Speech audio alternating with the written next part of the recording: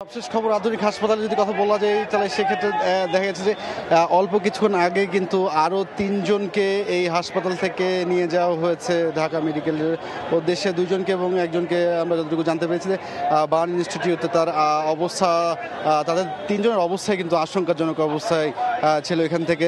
তবে এই হাসপাতালটিতে যতটুকু সেবা কার্যক্রম দেওয়া যাচ্ছে তারা আসলে সেবা দিয়ে এখান থেকে আসলে মূলত এই যে বার্ন ইনস্টিটিউটটি রয়েছে সেখানে তাদেরকে রেফার করা হচ্ছে। বেশিরভাগই কিন্তু শরীরের অংশ পুড়ে গিয়েছে আমরা যতটুকু জানতে পেরেছি। এবং অল্প কিছুক্ষণ আগে এখানে যারা আহত আছেন তাদেরকে দেখতে এখানে বিএনপির যে একজন নেতারা রয়েছেন যেমন রুহুল কবির রিজভী এবং অ্যানি সহ এনারা কিন্তু আসলে আহতদের দেখতে এই হাসপাতাল পরিদর্শন করে এখন তারা মাত্র বের হলেন।